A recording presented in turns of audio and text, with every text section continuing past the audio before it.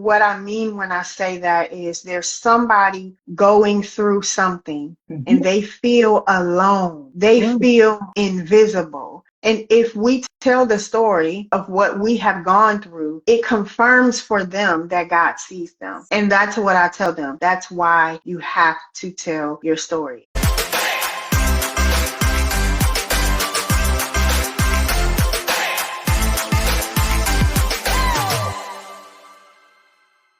Dr. TAS, and welcome to this edition of Talk with TAS. For everybody, I am so thrilled to have Penda James on with me. She is a gifted scribe coach. So what that means is if you are wanting to write your piece, be it a book, a screenplay, poems, music, you got articles, maybe you've got school projects that you need to have written, and you need somebody to coach you through that. Well, Penda is that person. She is that person. And so she's going to help us figure out, what it means to be a scribe coach and how we can claim our voice and then move forward from there. So before we get started, I just want to say hello to I am Twanda Darden. Thank you so much for joining us. We are great, Muhammad. We hope that you are. What's the topic? Today we're going to be talking about how do we claim our voice and help us to bring forward our story? Because so many people have a story that they want to share, but they don't know how to get it out. And so Penda has many, many years of experience. She's written several inspirational books herself, and she works with authors of all ages. Now, you correct me, Penda, because my memory will fail me here. And I'm not going to say he's your oldest client, but you've got a client that was recognized. I'm going to let you tell the audience about it. You have a client that was recognized in December of 2024 with an award by Chosen Pen. So tell them a little bit about him and what type of work or how you coached him to the point that he was recognized with an award. Well, thank you for the question. Thank you for having me. His name is Anthony, but we call him Pops. Anthony Pops Mitchell, and he's 82 years old. He was a R&B singer in his younger days. He sang with a group called Samson and Delilah, and they were very popular in the Pittsburgh and surrounding areas. As a gift, someone bought some software for Pops, and they helped him to write his story, but they didn't know what to do to help move him to completion. And somebody said, you need to call Penda.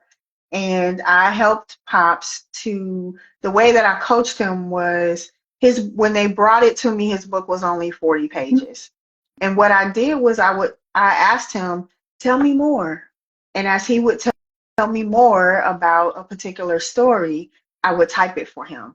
And that's how we were able to get his book from 40 pages to what it is now. And then, how do I help people? I listen. And that's almost an art that we just don't even have anymore, that skill set of actually listening to people. Yeah. And that is so important. Well, Penda, tell us, how did you get to this profession? I mean, what was it that helped you to understand that this was your passion, this was your mission in life, to help other people bring this forward? This is a really, really good question, and I don't know if anyone has ever asked me that this way. I have been writing since as long as I could remember. My grandmother on my mom's side, Grandma Deere, had a big king-size bed, and she was a literacy specialist. So reading was very important to her. And she would send me books over the summer. I'd have to write assignments. But one of my fondest memories is climbing up in her king-size bed with her and reading Shel Silverstein poetry with her. Over the years, I would have journals and I would write in my journals. But when I went to college at Wilberforce University, I was on the newspaper staff. And people would always come to me and say, I like my article, but it needs some help. Can you help me? And I found myself doing that a lot. So you're talking about 19, 20 years old. I'm doing that, and it's been with me since then. When I was in high school, I believe, my father, I'm going to speak his name because he's no longer here, wonderful Will Horton, was an English major at Bowling Green State University. And one thing that he said to me was, when you write something down, you have that person's full attention. And because he told me that, writing became deeply important to me. Because I don't want you thinking about what you eating for dinner when I'm trying to tell you my heart thoughts, you know. So that's how I kind of got into the work when I was in college. And then when I turned 25, I was in an AmeriCorps program. I'm not sure if you're familiar with AmeriCorps, but it's like the Domestic Peace Corps. And our program was intentional with 24 different personalities and different nationalities and ages and educational backgrounds. I was turning 25 and I felt like I hadn't, I don't know, I felt like I was an old maid or something.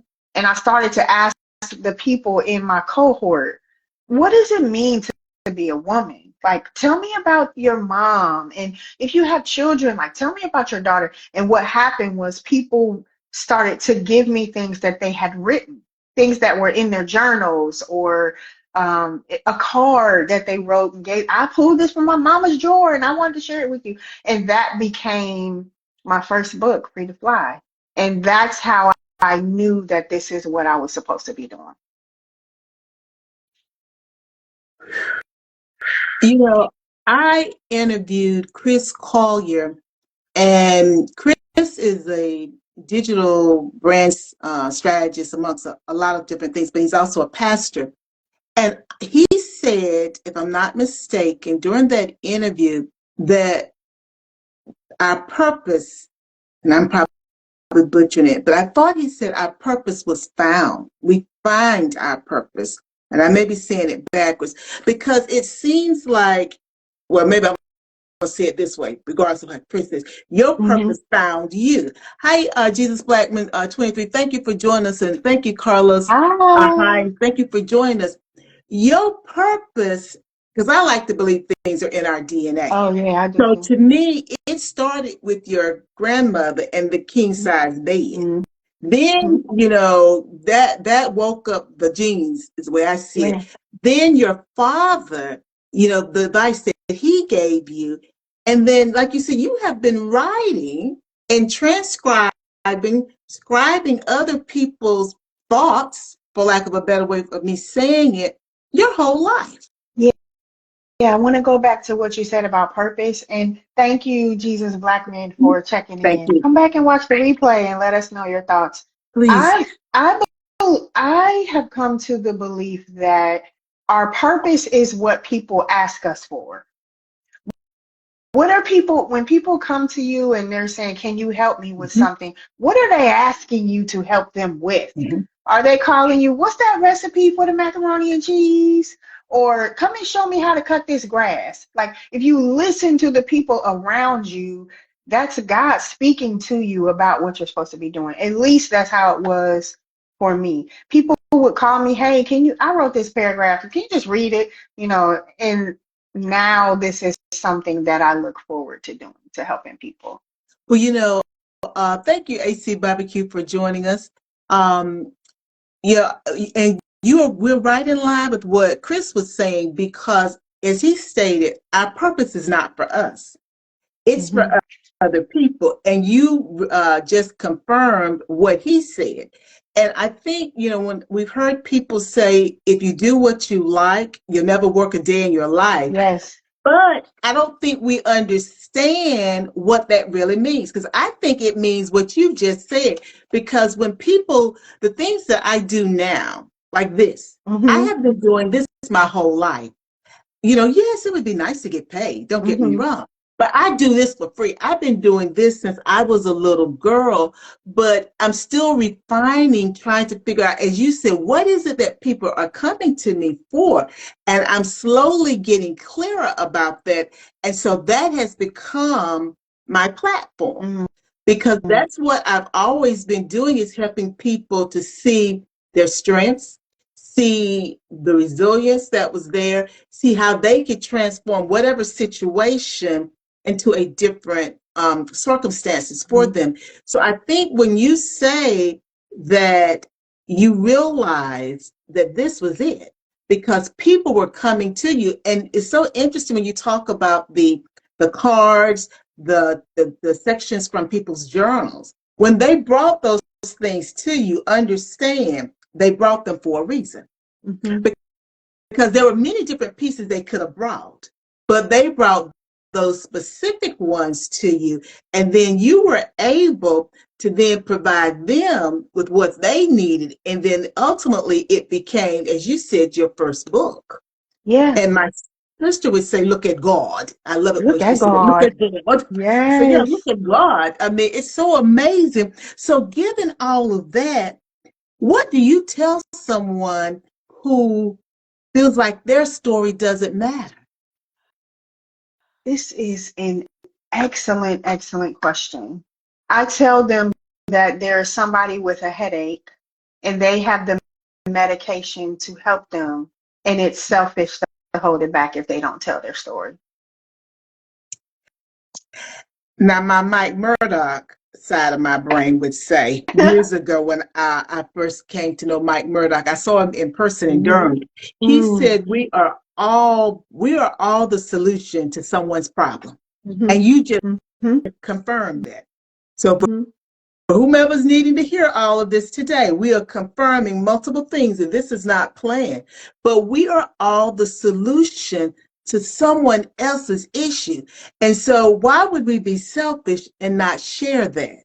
But And I was just gonna say I want to say it a little bit differently because that sounds harsh, and mhm, I don't mean to be harsh, but what I mean when I say that is there's somebody going through something and mhm, they feel alone.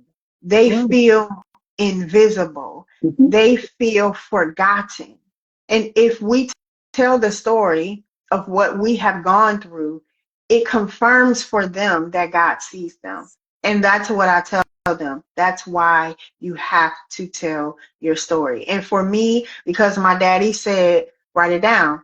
I would wake up sometimes and there would be notes on the mirror in the bathroom. We back then we only had one bathroom, a yes, bath and a half. uh-huh, Everybody shared the same bathtub. And so you wake up, I got up first, there would be a note from me, from my daddy or my mom, taped to the mirror.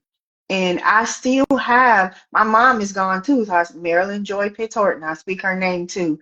Mommy wrote a journal. So when she passed, I found a box full of her journals and I kept them. And in her journals, she wrote prophecies about my siblings mhm, and I, things that she had prayed for, things that she saw in us. I said on a live on Facebook the other day, my my parents saw the Penda that I am today that I didn't believe I could be.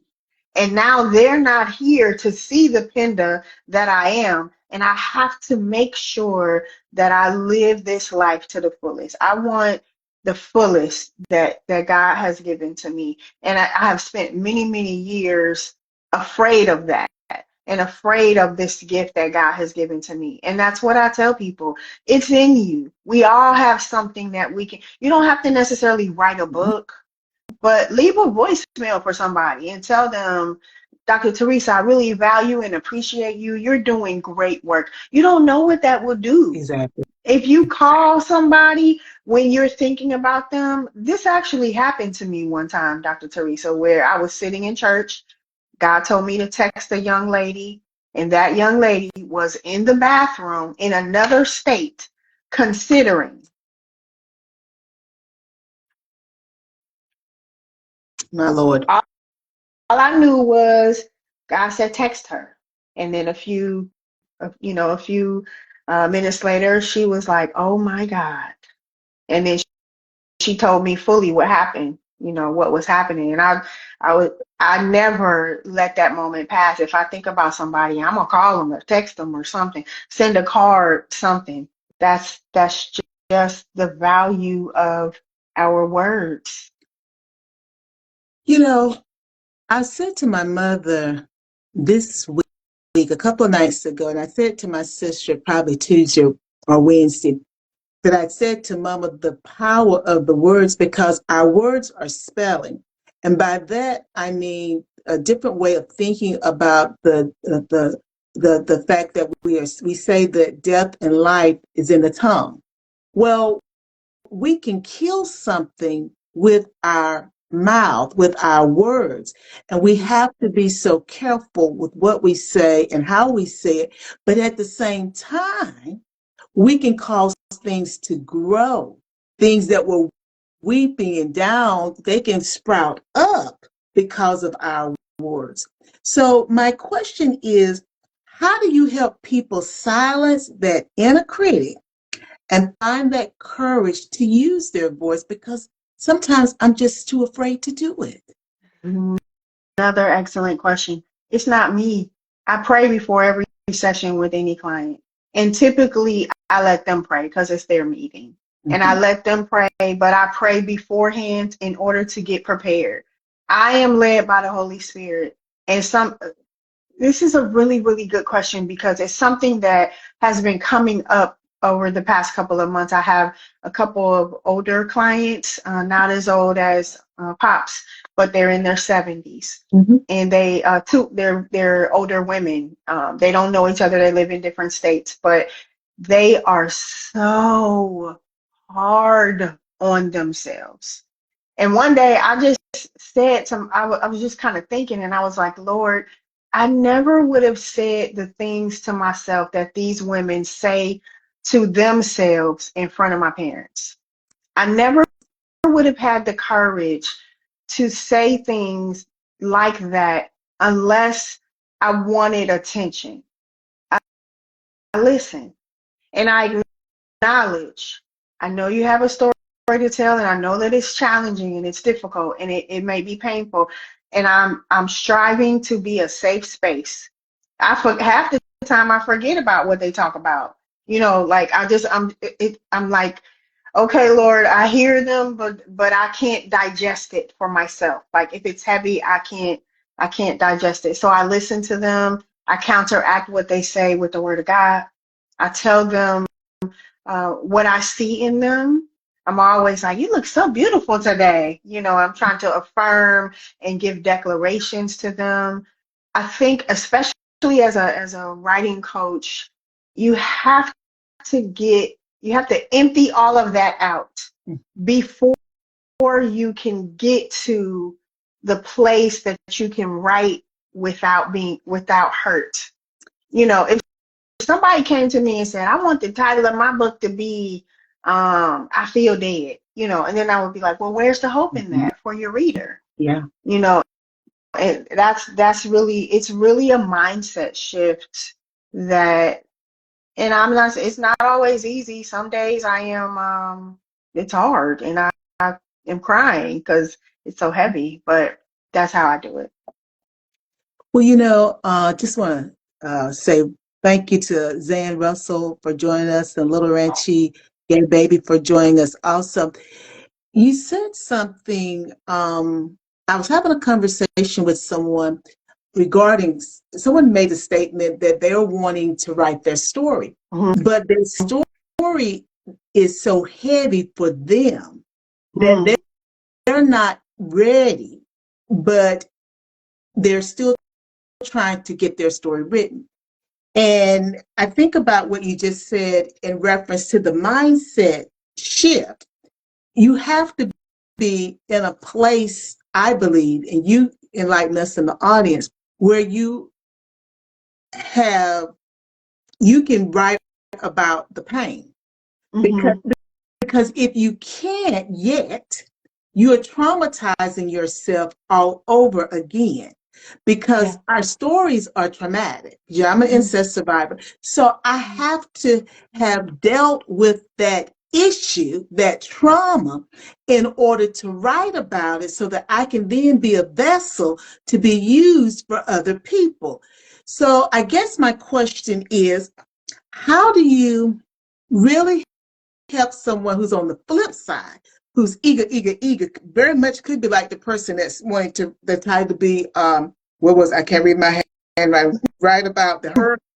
Yeah. How do you help them when they're ready, well, they think they're ready to write, but they haven't dealt with the pain to be able to write a story that would bring hope to someone else.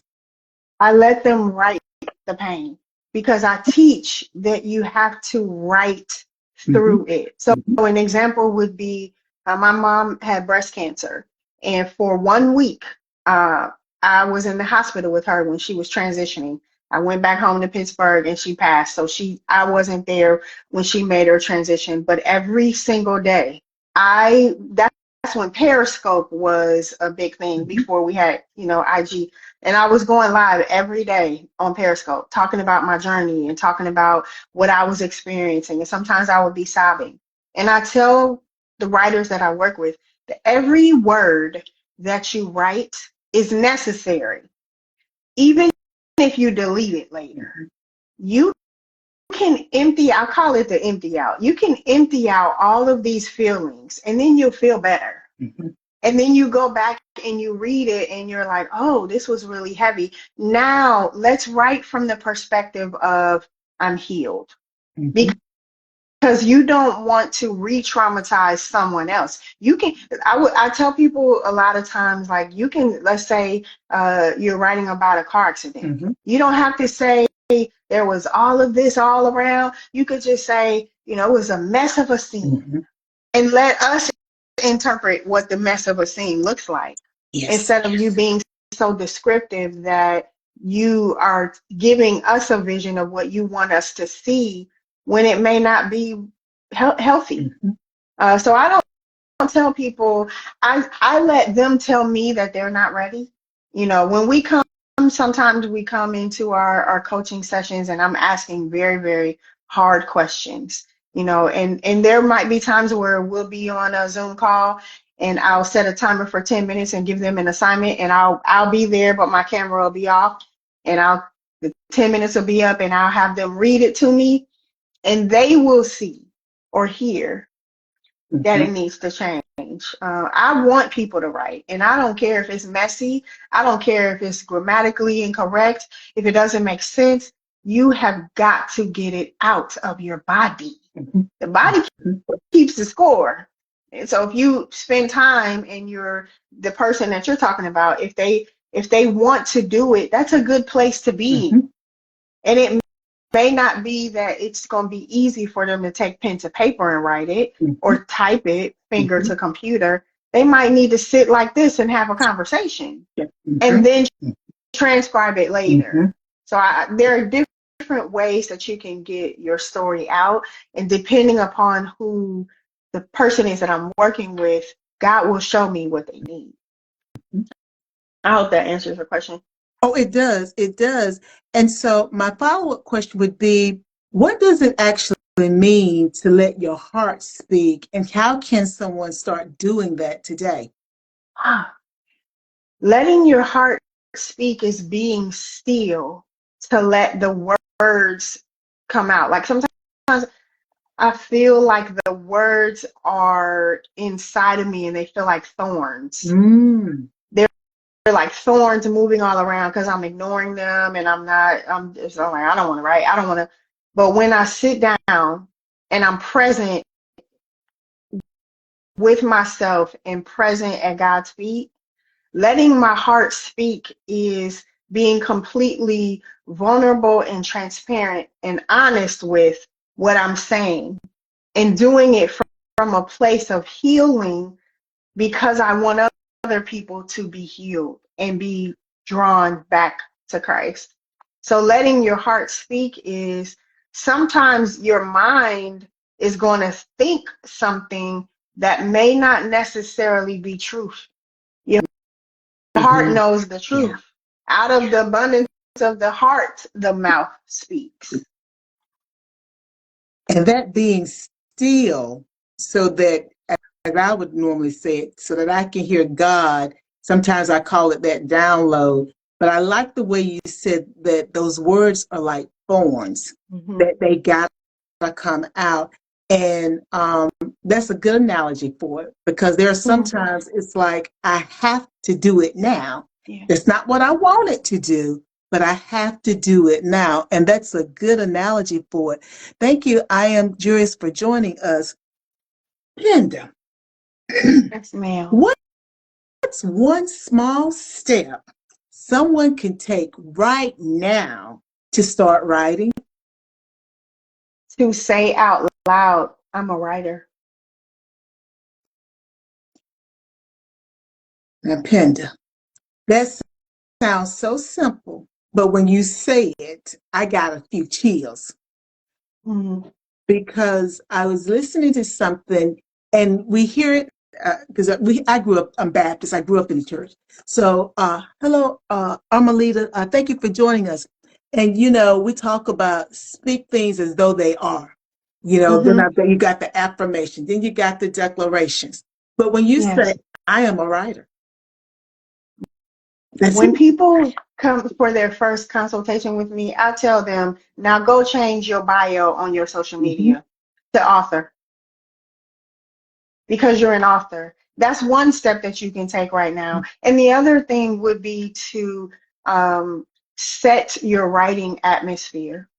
Create a space that you feel that you can curl up and write. Make it beautiful for you. In my space, you can't see because I'm on my phone, but this space is surrounded by things that inspire me. It's pictures of my family. There are dandelions. There's a film. You can see my name right there because I write films. Yes. You know, Mm-hmm. dandelions. That's from my book cover. There's Mm-hmm. Remember Your Strength and the award that I won. Mm-hmm. And so I think creating a space for yourself as an author is another thing that you can do. And then what is your writing habit? When I'm writing, I need some water, I need a candle burning or some music playing. I create playlists for every project. And when I'm Mm. writing, I'll sit down and I'll play my playlist and just write. You are very intentional, and I'm hoping the audience is listening. You Mm-hmm. select a playlist for every project. You're setting your candle or whatever you're doing for that particular project. You set that atmosphere so that when you go in to walk, when you go into work, you're there fully present because you talked about that. You have to be fully present in the moment for the download, so those words that are like thorns can come out. Yeah. But you are very intentional about that. Mm-hmm. I am. It's something that I've learned over the years that I can't just jump into to writing. You know, I carry a notebook with me at all times, or my phone. I will record. I have sometimes I keep a dry erase marker in the shower because I'm always getting a lot of ideas. And it is important to me that when God gives me a download, I don't miss it. And I heard Juanita Bynum say, I heard her speak in Pittsburgh one time, and she talked about how when God gives you a download, you might have an idea from A to Z that you want to write about, but he might say, write about bananas today. And you're like, but I want to write about apples. He gives you nothing but the banana subject. Then the next day he'll come back with apples. And then he might say that now I want you to write about zebras. So you Mm-hmm. have to be intentional to follow the unction of the Holy Spirit when you're writing, because you're writing. I create an atmosphere because I want the people who are reading my work or the work that I'm helping other authors, they create playlists for their projects. So when I'm working on their projects, I'm listening to their music. We are creating an atmosphere for the reader, for them to walk into their next level. They may never meet us in person, Mm. so we have to set the atmosphere on our end to invite the Holy Spirit in, to do all the things that we need to do, remove the clutter off our desk or Mm-hmm. whatever we need to do, because we don't want to bring the anxiety or whatever is in us into the reader.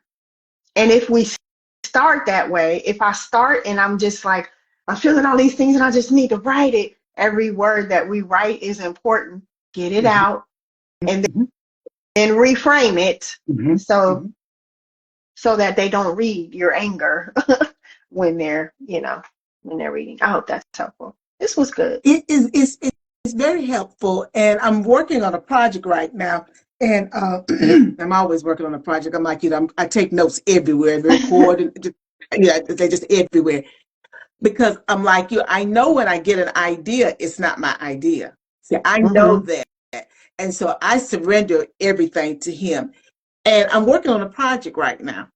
And it's interesting the music that I'm playing. It's a Mm. soothing manifestation music. And I don't Mm-hmm. normally have that on. But I'm listening to you because I tell folks every time I interview someone, I learn also. And that's the reason I love doing this. Because you're right.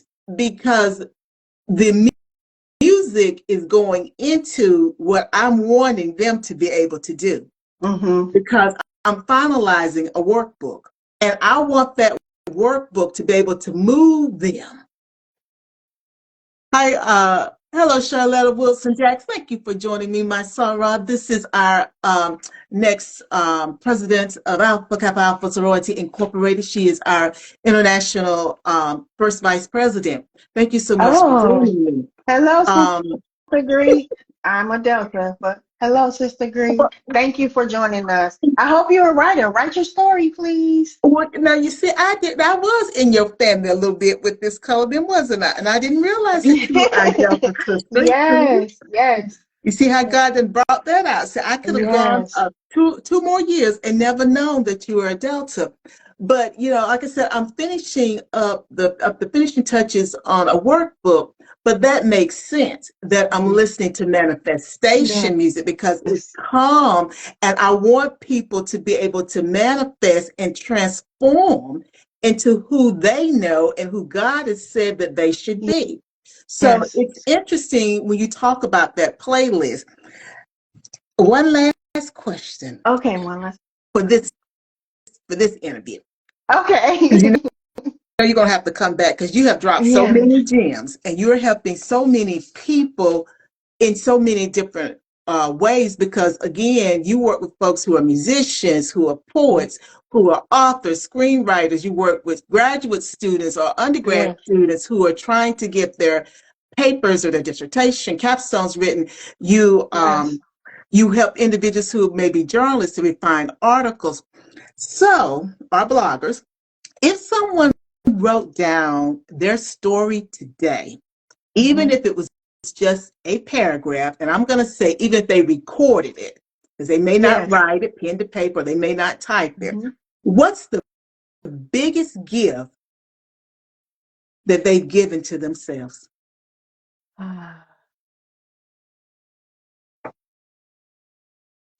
A reminder that God is with them.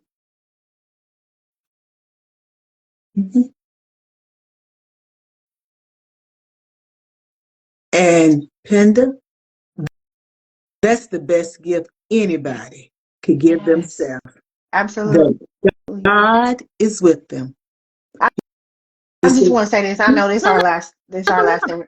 One of the reasons why this work is so important to me is because when I was in college, my parents moved from one house to another, and I was packing my old bedroom, and I found my journal, and I was very self-righteous then in my faith as a Christian, and I was reading about some of the things I had done, and I was like, I don't want nobody ever to read this, and I sat down on the floor. I will never forget this. I had a beautiful kente cloth journal that my mother gave to me.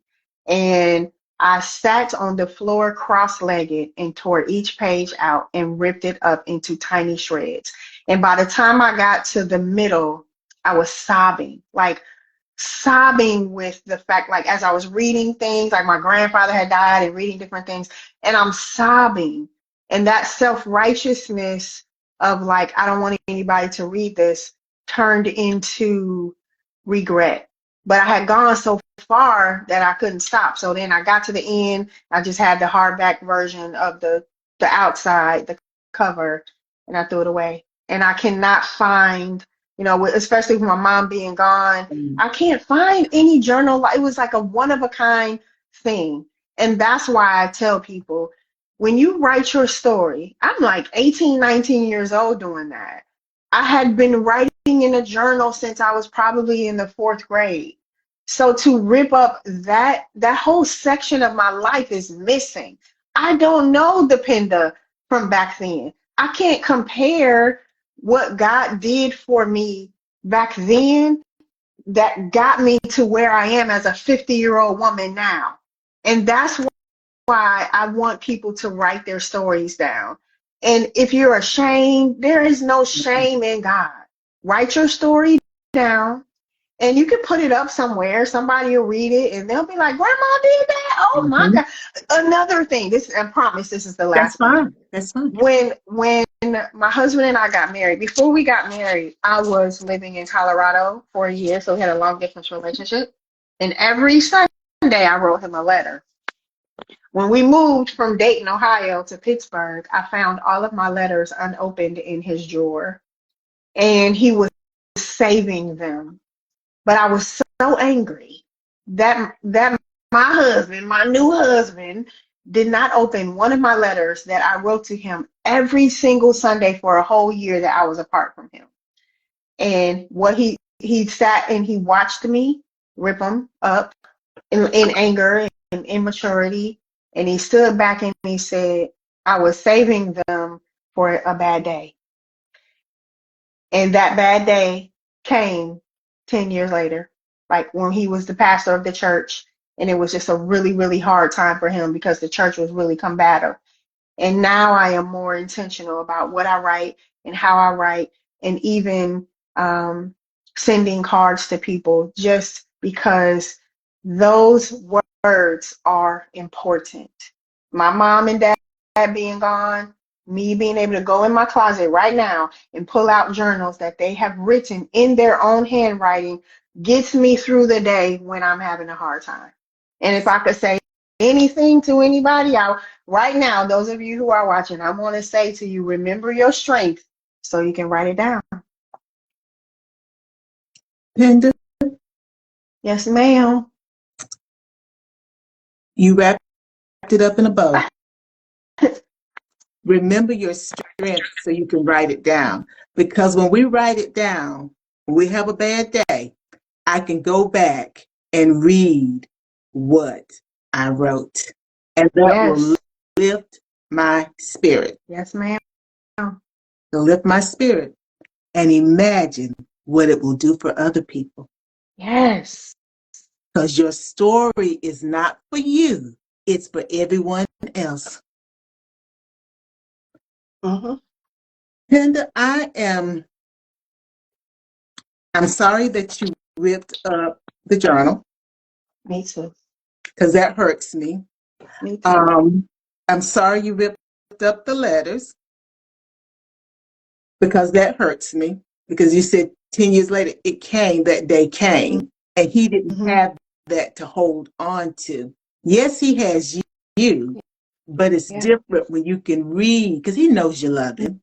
But when he Yeah. picked up those letters, okay, that was Sunday of week one, week one or week Yep. 26. And she said, da da da da da da. I It climbed a has, mountain today. I was a cheerleader today. Like everything that I did in that year was in those letters. Mhm. I regret that. I regret those moments. So it's Valentine's Day. He's out of town. I wrote him three, and this is our 20th year of marriage this year. So I was intentional. I printed out pictures and I wrote him cards and I slipped them in his suitcase. And I said, read this one today, tomorrow, and the next day because I learned the hard lesson and I'm trying to do better. And that's why I am a scribe coach. And that's why I'm so glad that you are transparent, and I want to go back to that. Even though we may do things that we shouldn't do, it doesn't mean we can't bounce back and we cannot Mm-hmm. course correct Yes. and do it the right way because you know what matters to your husband. Mm-hmm. That matters. It may not matter to somebody else, but to be able to get a letter from you because he knows you, he knows Yeah. how important words are to you. You are very selective. So when you write something, it means a whole lot. And that means Mm-hmm. a whole lot of love for whoever receives it. Yes. Penda, Yes. you're going to have to come back to talk with Taz, and we'll have to talk maybe about one of your books that you've written, Okay. because I have thoroughly enjoyed this. You have dropped so many nuggets for the audience. There are going to be people that want to do something now because you told them that they can do it. So if they want to contact you about helping them get started, how do they reach you? That's an excellent question. You can follow me here on Instagram at Pen, PENSCRIBED. My nickname is Pen, and help people inscribe, so I put it together. And my website, pendaljames.com. I also have a podcast that's called The Ink Spill, and it's on Spotify. So if you search for The Ink Spill, you'll find me. And there are lots of authors there who tell their stories about tips that they have to help you spill your ink. Well, Penda, I just want to say I am so glad that we were able to get this day on the books.